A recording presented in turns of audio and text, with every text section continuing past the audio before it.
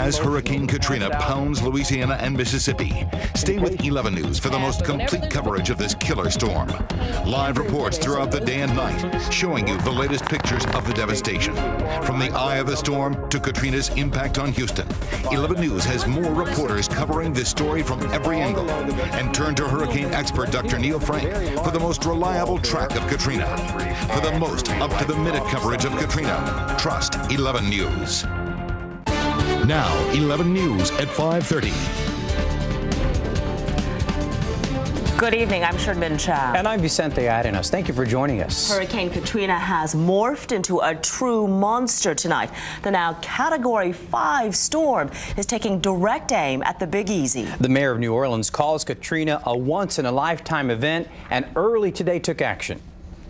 Every person is hereby ordered to immediately evacuate the city of New Orleans. The mandatory evacuation covers the city's 485,000 residents and the more than 1 million people that live in the suburbs. Only essential personnel can stay, law enforcement officers and hospital workers, for instance.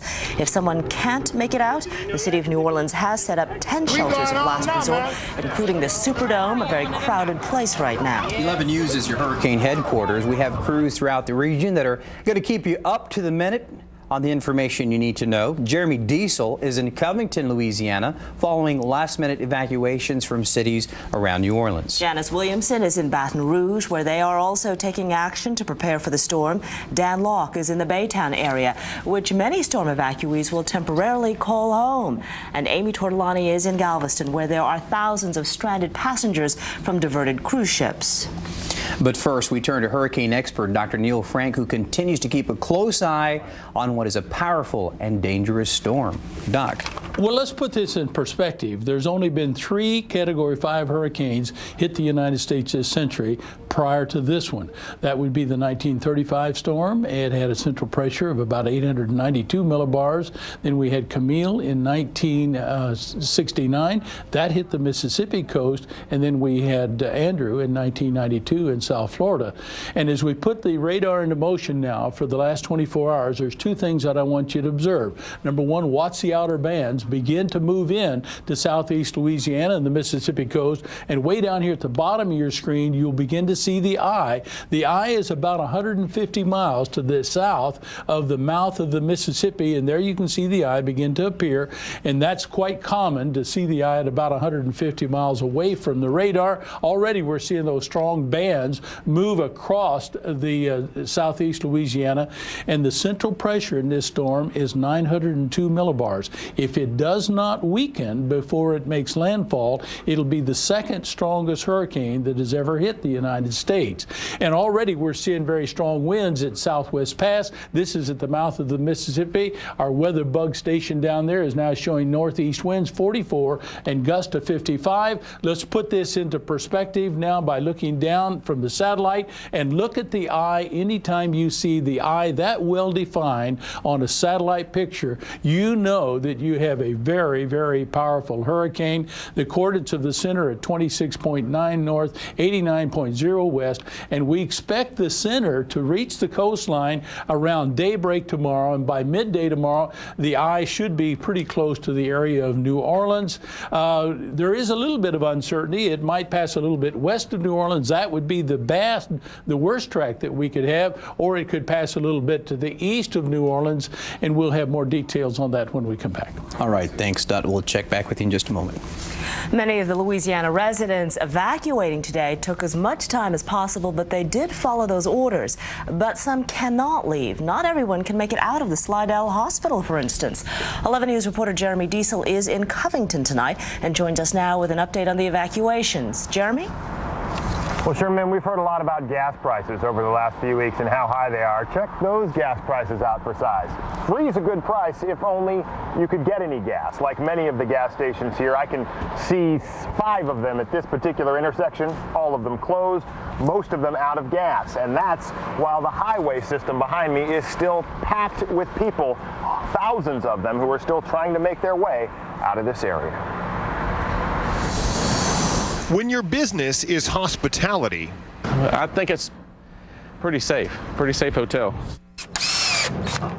locking up is tough. I guess it's all a gamble.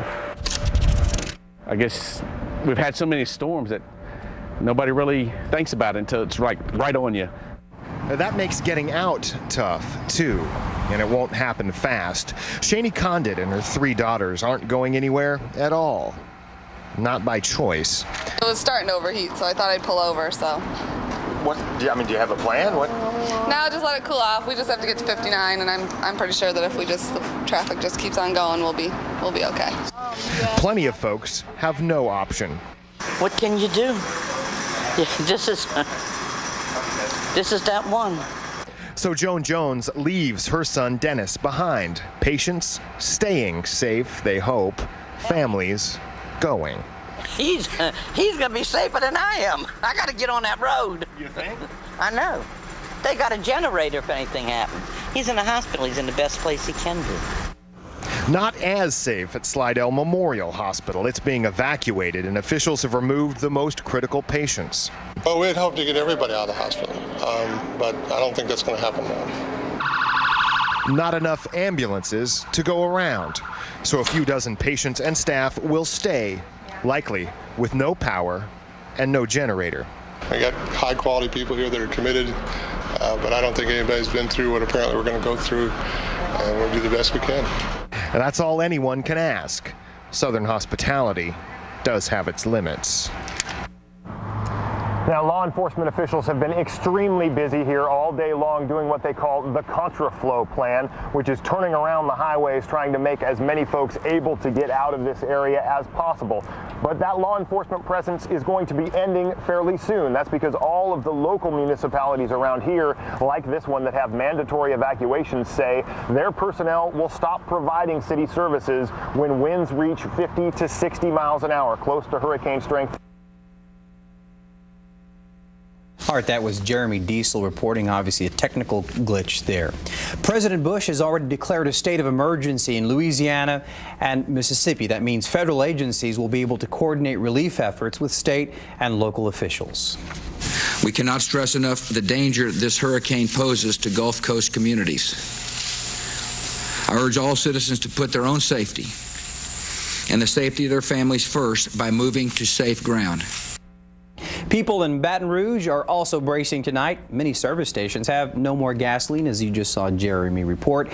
And one of the main worries there is the loss of power. 11 News reporter Janice Williamson is there tonight. Janice, it sounds like people have been working nonstop. They have definitely been extremely busy tying down what's loose and taking time to buy supplies in case they do lose power. Now, the sunshine that we've seen all day has now given way to clouds as Baton Rouge waits for Katrina.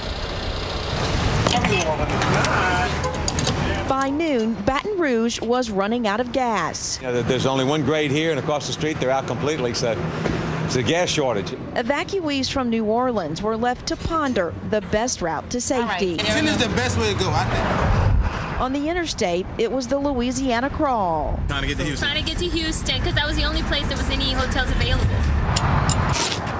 With the storm less than 24 hours away, businesses in Baton Rouge were battening down the hatches and boarding up the windows. Residents here are relying on sandbags to protect their homes. We got low drainage around here where we live at, in the south anyway. So we're just trying to get ready and get prepared before it happens. Baton Rouge has become a city of refugees. We're kind of fending for ourselves here in Baton Rouge, and people are accommodating us, and we're hoping that things turn out well and that we can return home to a house that's still in good shape. Rich Jefferson knows Sunday sunshine will soon turn ugly. Now, LSU has canceled classes for tomorrow. The school is expected to extend that through Wednesday. Now, city officials here are warning people that if the lights go out, they may not come back on for at least a week. Live in Baton Rouge, Janice Williamson, 11 News. Many of those evacuees are searching for shelter in our area tonight. The Red Cross has a shelter set up in Mont Belvieu, and they are ready to open more should it become necessary. 11 News reporter Dan Locke joins us now to tell us what he's found out about those motorists on the move. Dan? Well, Sharon, men, this shelter opened this afternoon in Mount Bellevue by the Red Cross. Right now, there are only about 10 people here who are fleeing the storm, and they expect, though, by the end of the night that it will be full. That's about 150 people. On the other hand, of course, most of those who are fleeing the storm right now are either sitting in a hotel room or they're looking for one.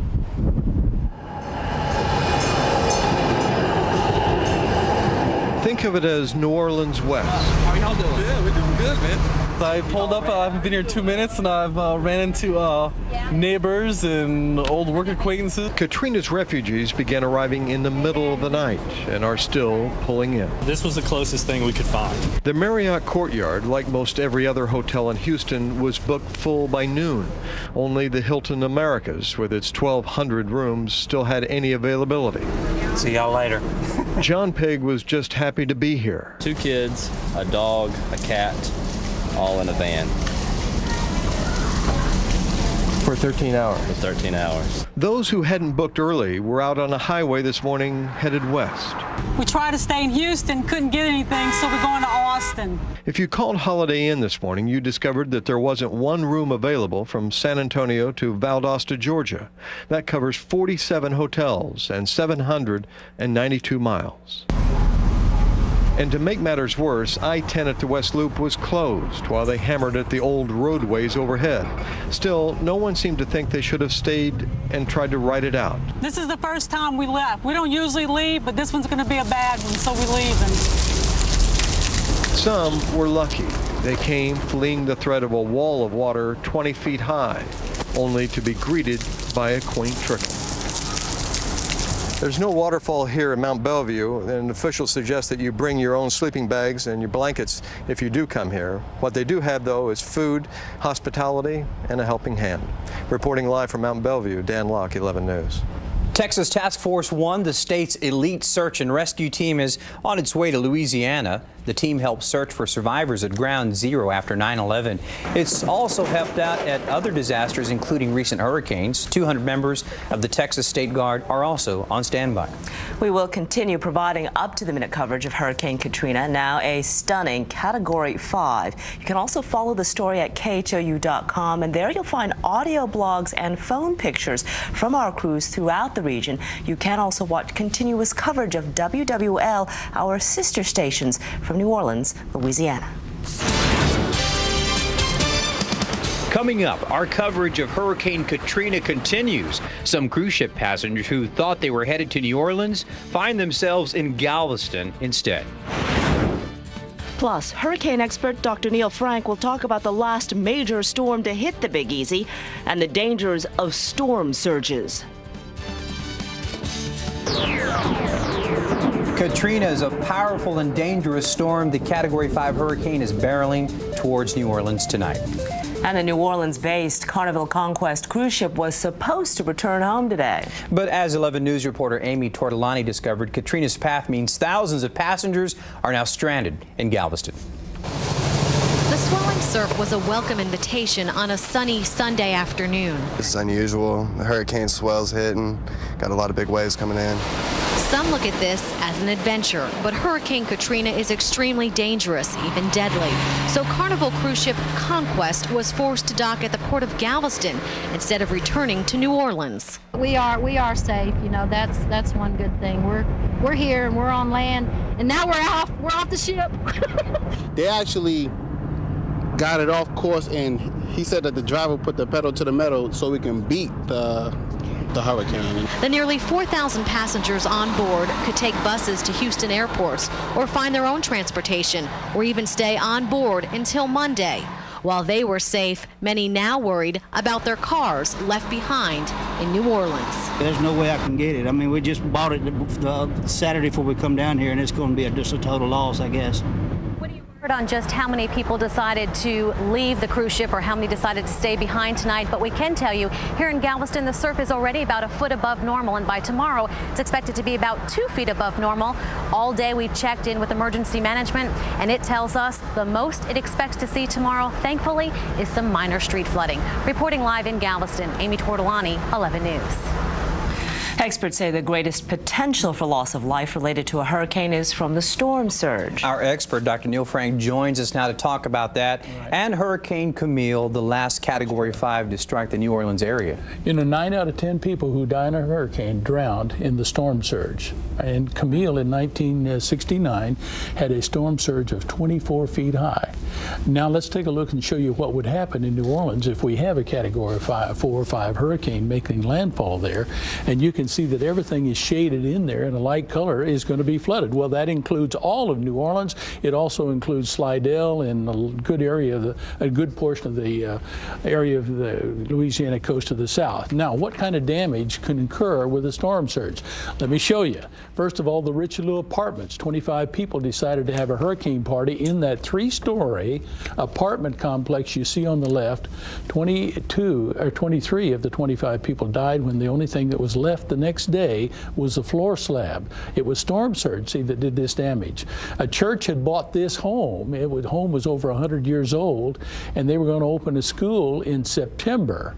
Well, first of all, this is about a block inland, so it isn't just on the beach itself. That's a church. The caretaker went there with 9 of his children and his wife, and he was the only survivor. That church was over 100 years old. And I believe we have one more picture here of the home that was purchased, there it is, that was purchased by a church. They were going to make that into a school. The school was to open in September, and Camille hit on August the 17th and changed their mind. If you look carefully, the only thing you see in that right-hand picture is the front steps. So it's the storm surge that is so devastating. You just can't build a building strong enough to withstand the moving water that's in a storm surge. It just swells up and then the wind whips it and it's over. Well, it's just moving water, 24 feet, smooth out all the wave action. That's how high the water is, and then the wind pushes the water into the buildings. Okay, wow. Okay. Thanks, Doc. You can find all of this information on our website, KHOU.com. You'll also be able to find nonstop coverage of Hurricane Katrina from our sister station in New Orleans, WWL. Meantime, our coverage continues as well. Dr. Frank will be back in a moment with more on Katrina's path and our forecast tomorrow.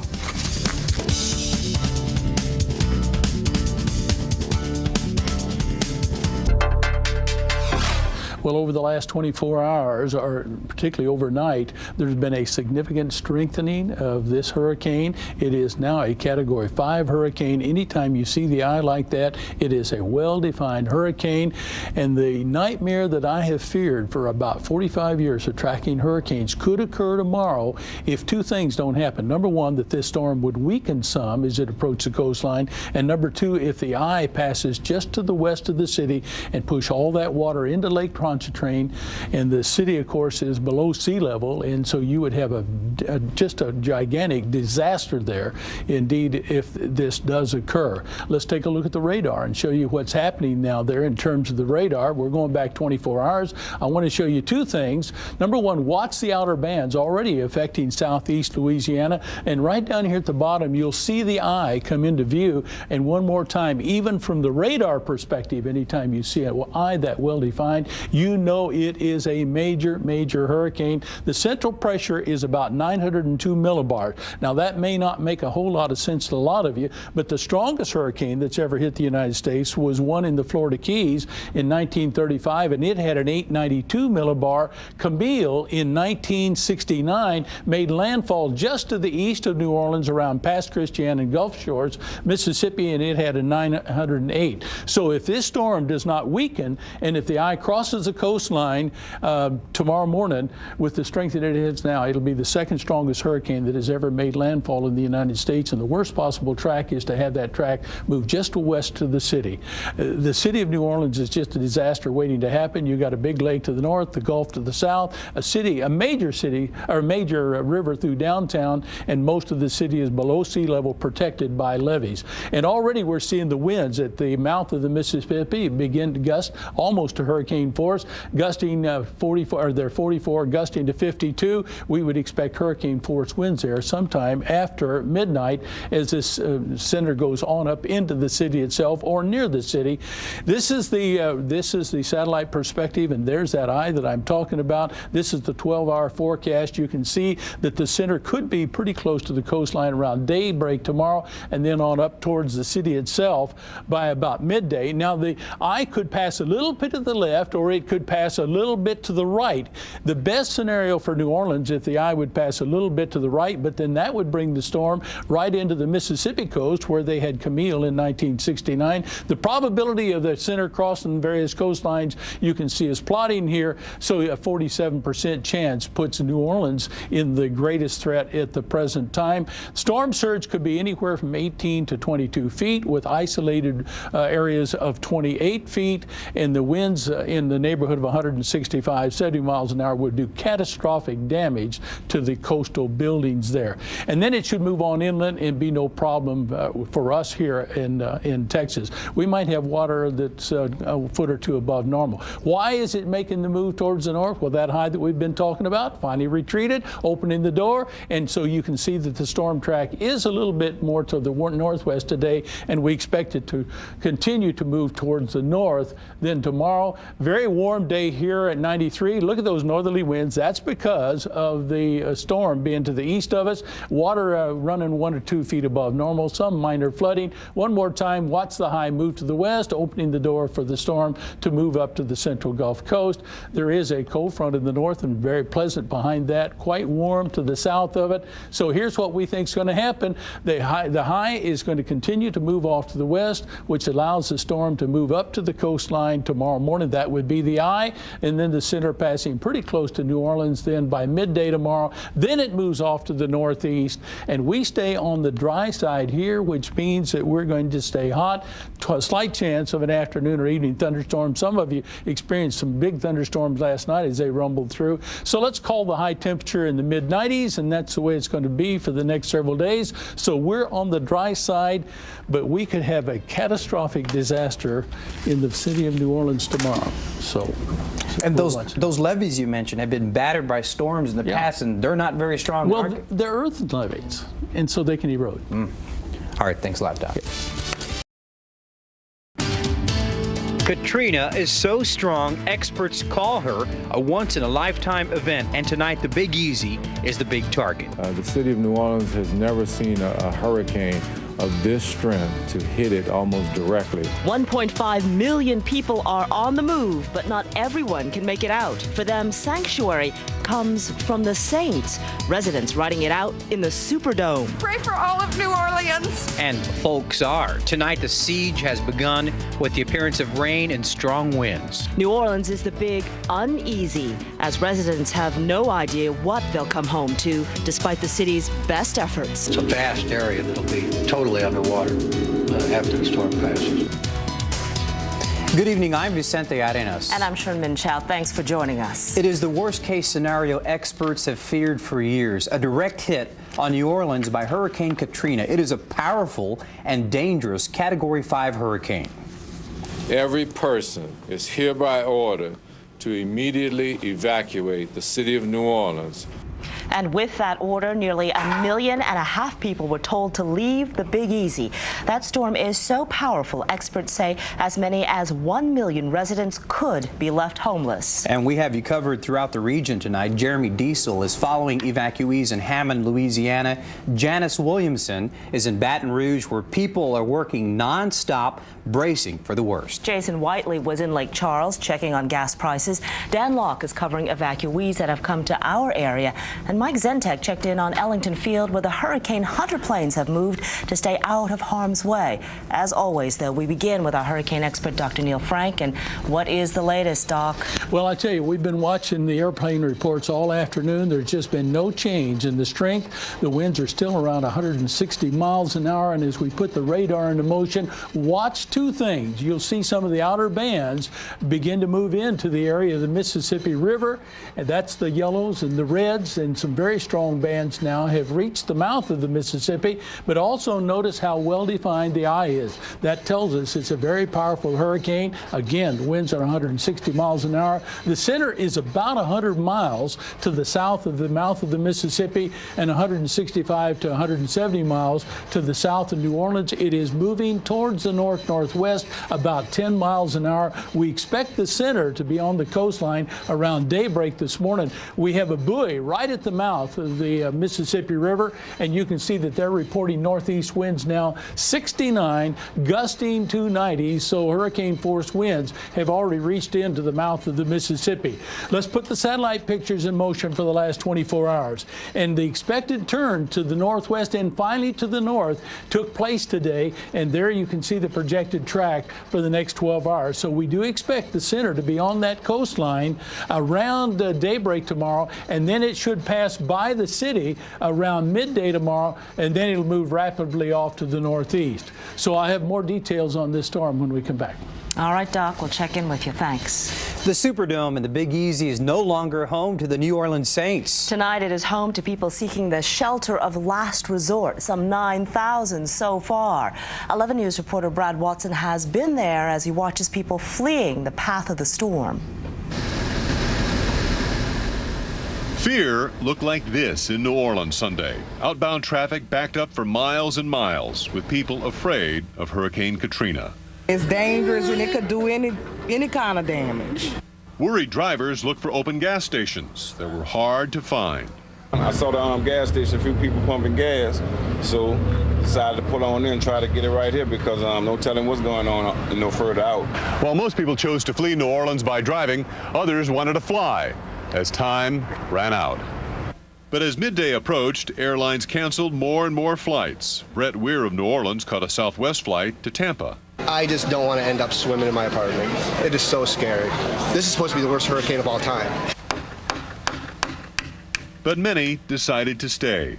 Bobby Mitchell covered his windows to ride out the storm in the interest of matrimonial harmony. My wife don't want to do that, and she wants to stay, so I guess we have to stay. It's up to me how to bingo. Those who are staying but not at home went to the Superdome, the shelter of last resort. Peter Bertuzzi brought his mother, who has a heart condition, and a fear of wind. It's an old house, you know, so got a lot of trees, so I don't trust it. The city estimates up to 30,000 people will seek refuge here. It's going to be very unpleasant. We're not in here to feed people. We're in here to see that when Tuesday morning comes, that they're alive. Tonight, the French Quarter downtown is deserted as the outer rain bands of Katrina begin to come ashore. Brad Watson for 11 News, New Orleans. And we are joined now on the phone by New Orleans resident Amanda Gallegos. She is the aunt of Texas State Senator Mario Gallegos. And Ms. Gallegos, your nephew tells us that you're going to ride out the storm near the French Quarter. We know you've been hearing all the same reports and have to ask you, why haven't you left? Well, hard-headedness. That's about the only way I can explain it. I've lived in this one house all my life. It appears to be a fairly safe, well-constructed, 3-story home in the Lower Garden District. There is access to a 3rd floor if need be. I hope not. And I also have 2 businesses that my husband owns, and I'm an animal lover. I have too many pets to travel with, and I've just decided to ride it out. Ms. Gallegos, we're hearing reports now that the entire city is expected to be underwater because of Katrina. Are you wishing now that perhaps you would have left? No, I have faith that hopefully the Army Corps of Engineers has performed substantial work since 40 years ago, since Hurricane Betsy, which was before my time. I understand it was underwater then. They had to break a levee to alleviate the city and let the water back out into the river. So hopefully it won't be that bad. Okay, Miss Amanda Gallegos joining us from New Orleans tonight. She is the aunt of Senator Mario Gallegos. Thank you for joining us, and we certainly wish you the best, and the same comes from your family that evacuated and is staying here in Houston tonight. Good luck to you. Our prayers are with you. Thank you so much. President Bush has already declared a state of emergency in Louisiana, Mississippi, and now Alabama. He has the federal government ready for a massive relief effort. We cannot stress enough the danger this hurricane poses to Gulf Coast communities. I urge all citizens to put their own safety and the safety of their families first by moving to safe ground. It has been a very long day for residents throughout New Orleans. Even patients from hospitals were on the move. 11 News reporter Jeremy Diesel joins us now on the phone from Hammond, Louisiana, with more on the mood during the evacuation. Jeremy? Well, certainly there are still some activities going on, but it is very, very quiet in most of the communities that are on the North Shore area, north of Lake Pontchartrain. Here in Hammond, very few people have actually left. There are about 100 folks in a shelter at the junior high school here, but most homes aren't even boarded up. Of course, that's a little further west. It's a different story in Covington and Slidell. In Slidell, most of the main hospital there was evacuated, although some patients had to stay. Most folks did make it out, but it's hardly an easy trip. There are no parties on Pine Street, no crowd, unless you count the boards or the sandbags. The life of the party is gone. No more hunkering down, we're leaving. After 2 near hits last year, water in the house without any rain, Katrina is already convincing. The size of it. I went through Betsy and Camille. We went through Betsy in New Orleans, we went through Camille in Mississippi. So those were rough enough. And not nearly the size of Katrina, so thousands pack freeways and side roads, destination anywhere else. If you don't get out of here, you're not going to make it, period.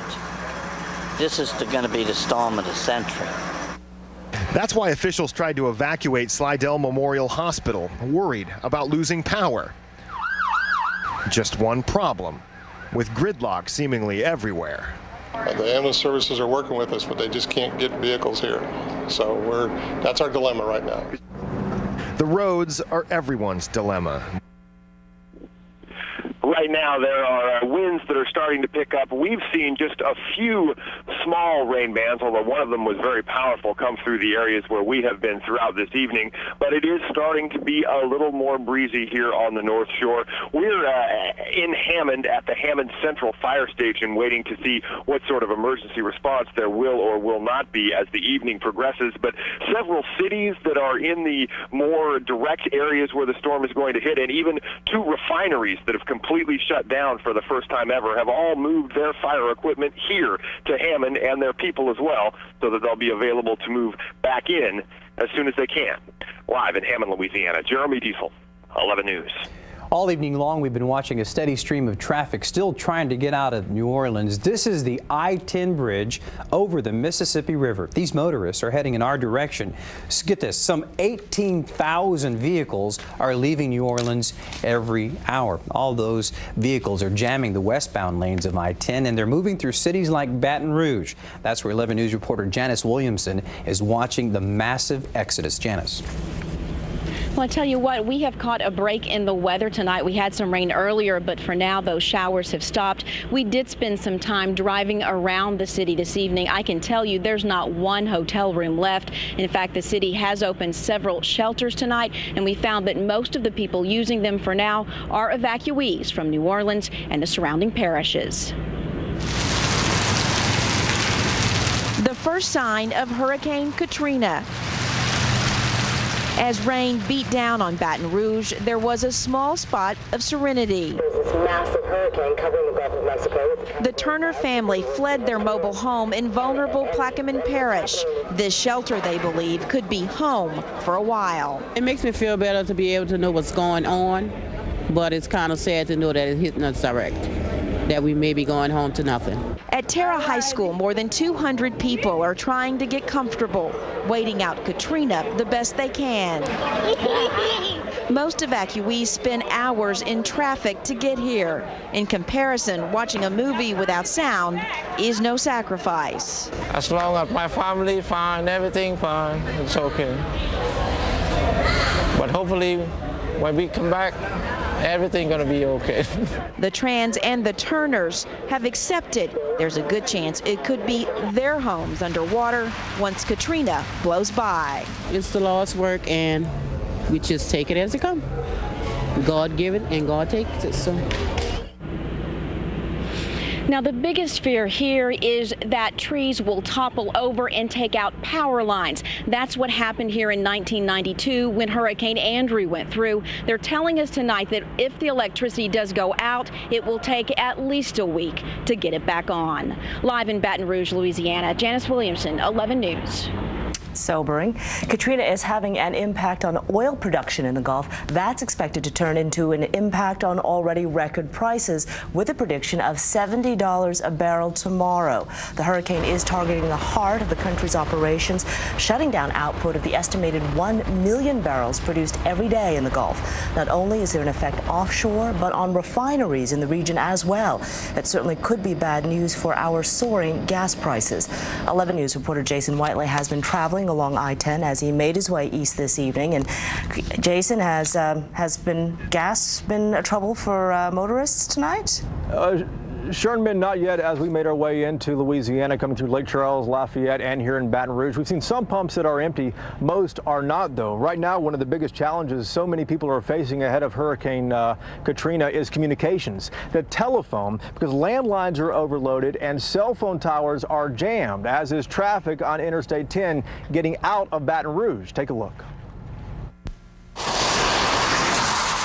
These are the procrastinators, late leaving as Katrina is arriving. Where are you going to stay tonight? Try to find a hotel maybe in Lafayette, or if we can reach Houston. By nightfall, there's little left to do. Baton Rouge, 2 hours inland, is buttoned up. At Louisiana State Emergency Management Headquarters, every chair is filled. Crews are working around the clock, waiting for the first word of the hurricane's landfall. All afternoon Sunday, as we drove into Louisiana, we passed thousands driving out, crowding this section of Interstate 10 through Lake Charles. Sunday afternoon, little had changed. In Baton Rouge, westbound lanes of I-10 still bumper to bumper, worried residents trying to stay ahead of the hurricane. Right now, we are outside the State Emergency Management Headquarters in Baton Rouge. Tonight, we have learned inside within the last half hour or so that 2,300 Louisiana National Guard troops have already been being activated. They've already been activated, rather, tonight, helping thousands still evacuate in these few hours they have left. Reporting live, Jason Whiteley, 11 News. Thousands of evacuees are expected in Houston, and Mayor Bill White says our city's arms are open. Our hearts go out to the people in New Orleans and that area. It could happen to us someday, and I would like it if people reached out and helped us. The mayor says Houston can also help with the cleanup after the hurricane. His staff has been talking with Houston's Public Works and Waste Management personnel. While storm refugees are ready for Houston, many hotels here aren't ready for the refugees. No vacancy signs are up all over the area. 11 News reporter Dan Locke has more on those searching for shelter.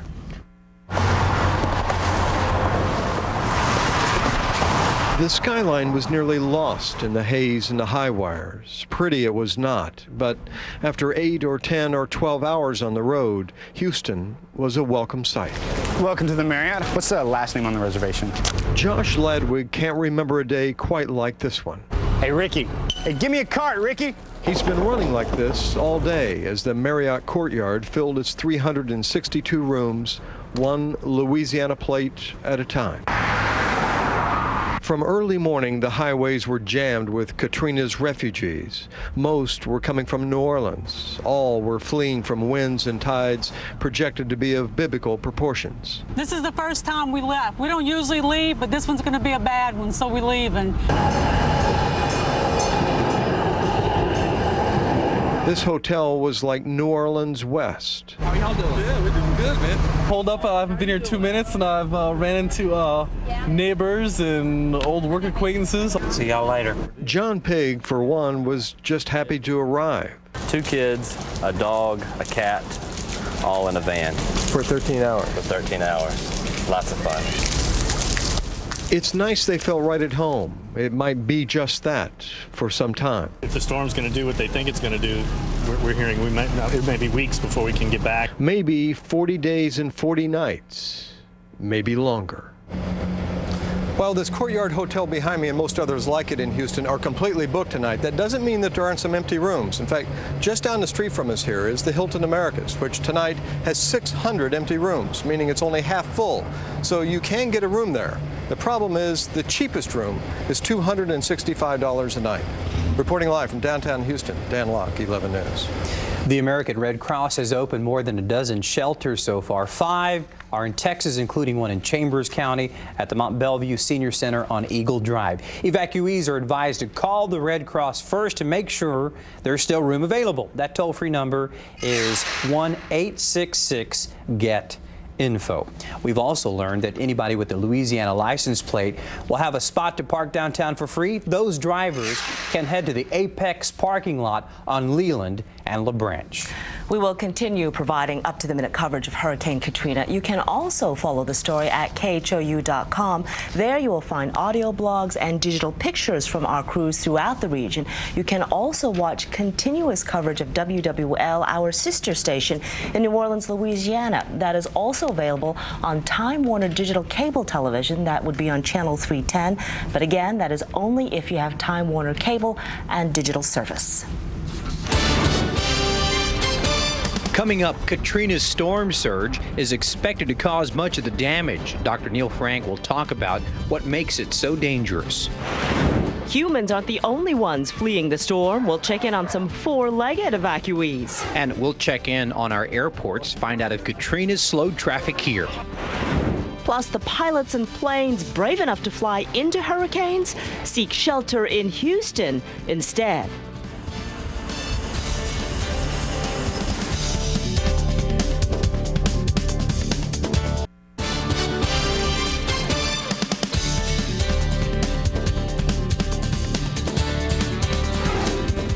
The city of New Orleans is a virtual ghost town tonight. It's usually a big party in this part of the Big Easy, but not now. Now all anyone can do is wait for the hurricane to hit and hope for the best. Of course, protecting people is a main concern, but not the only one.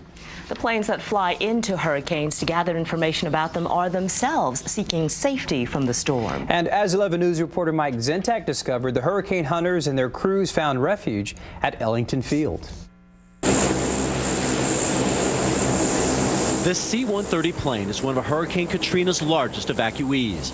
In fact, there are 9 of them now at Ellington Field from the 403rd Air Force Reserve Wing in Biloxi, Mississippi. Hurricane hunters seeking refuge from the storm. This computer is connected to sensors mounted on the airplane, and we're collecting weather data every second. Lieutenant Colonel Val Hendry is one of the wing's meteorologists who sat in front of those onboard computers on hundreds of flights, right into the belly of swirling hurricanes. Most of the information comes from small packages shot out of what looks like a tennis ball can. And inside is packed some weather instruments. They'll give us that central sea level pressure. When you hear how many millibars or inches are in the eye of the hurricane, it usually comes from one of these instruments. But it's not raw data from Katrina on her mind. It's human concern. It certainly catches your attention because this is stronger than Hurricane Camille. And we all know how devastating that was. 1969, that just completely devastated the area that we now live in. Which is why pilots like Major Bucky Lane got the chance to fly back to Biloxi. Their families need them. I'm glad to get home. They're waiting on me to board up, so we've got to head out. Right now, the hurricane hunters have become the hunted. And just because those Hurricane Hunter jets have moved to Ellington does not mean they're not flying missions. Pilots continue to go into the storm from Ellington Field, giving us the latest information on Hurricane Katrina. Live in the newsroom, Mike Zentak, 11 News. And many airports in the path of Katrina are closed, including New Orleans International, Gulfport Biloxi Regional, and Pensacola Regional. Atlanta's Hartsfield Airport is experiencing long delays because it's picking up much of the slack. So far, no delays are reported at Houston's airports. The Houston SPCA has taken in more than 200 stray cats and dogs from shelters in Louisiana. They're available for adoption from the SPCA's West Houston shelter on Portway Drive. Brazoria County emergency officials decided today to close all of their beaches. They say it's because of high tide, high water, and strong rip currents, all the result of Hurricane Katrina. And the hurricane expert himself here tonight, Dr. Neil Frank, with more on the hurricane. We've already seen some of those winds and rain kicking in Louisiana, Dr. Neil.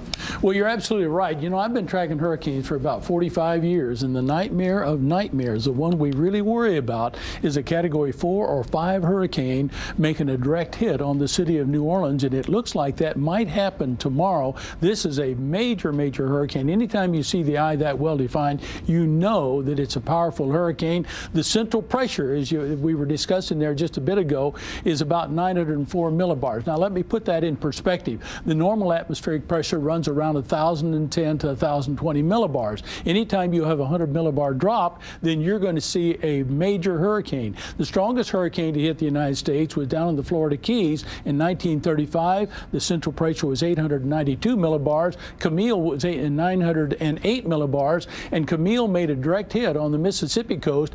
This pressure is 904 millibars, and if it continues to move on towards the city, and with the pressure staying that low, it'll be the second most powerful hurricane to hit the country.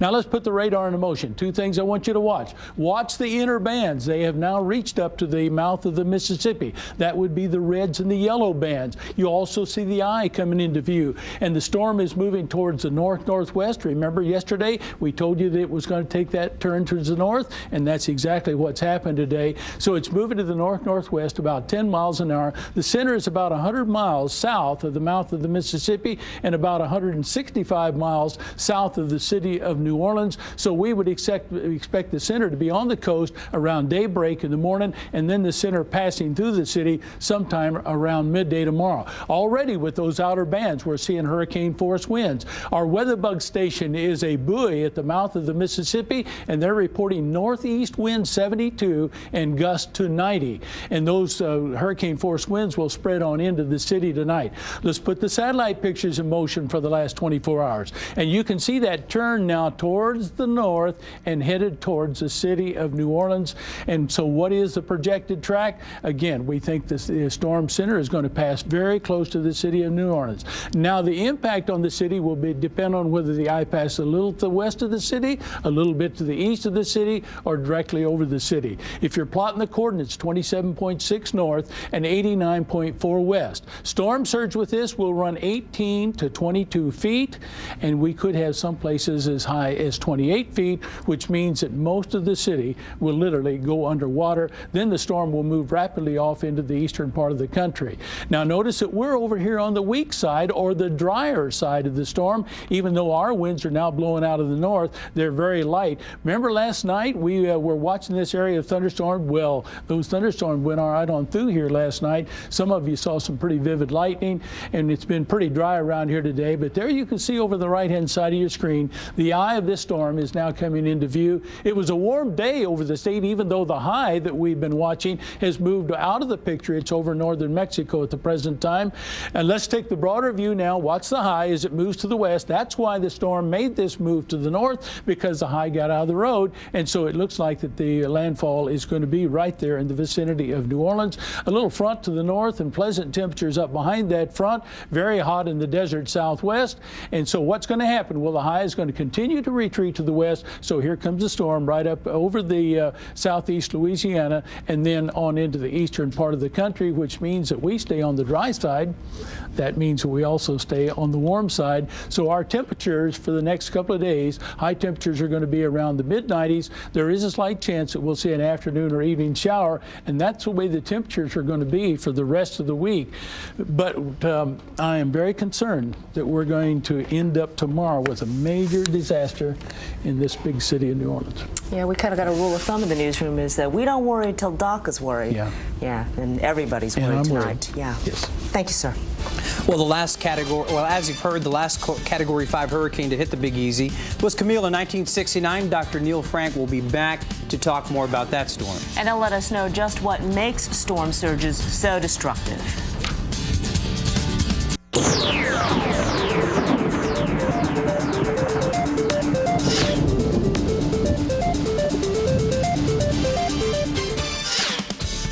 Experts say the greatest potential for loss of life related to a hurricane is from the storm surge. And our expert, Dr. Neil Frank, back again to talk more about that and Hurricane Camille, the last Category 5 to hit New Orleans. 9 out of 10 people who die in a hurricane drown in the storm surge. It's without question, it's the deadliest part of a hurricane. Now let me show you what the problem there is there in New Orleans. You have the Gulf to the south, and we have a graphic here, I believe, that shows that there. On the left-hand side, that's the Gulf. Way over on the right-hand side, you have Lake Pontchartrain. So what's happening tonight, Gulf water is being pushed into the city, and that little dip in there, that's New Orleans, average 6 to 8 feet below normal. So you're going to have Gulf waters come into the southern part of the city. You also have the Gulf waters that are being driven up into the lake, and so the lake's going to empty over the northern part of the city, and you're going to end up with this bowl of water there, and you got to pump it all out. And I understand that you can pump out at a rate of about a foot, 1 to 2 feet an hour, or a day. So it's going to take days to pump the water out once it gets in there. We don't even have to speculate on what happens in a major hurricane. Let's go to Camille, hit the Mississippi coast in 1969. On the left-hand side, that's the Richelieu Apartments, a 3-story brick front, substantial building. 25 people decided to have a hurricane party, and 23 died when the only thing that was left the next day was the floor slab. Now let's go to another building here. This is a building that was bought by an old antebellum home, over 100 years old. Church had bought it. They were going to open a school in September. Notice the steps to the front of the building. That's all that was left afterwards. So needless to say, they didn't have school there in September. And then finally, we have a church. The caretaker went into the church with his family, his wife, 9 children, and they all died. And this church was a good city block away from the beach and on some higher elevation. So when you have a 25-foot storm surge, as they did in Camille, this is the kind of destruction you're going to see. And what they're expecting tomorrow. That's right. All right. Thanks, Doc.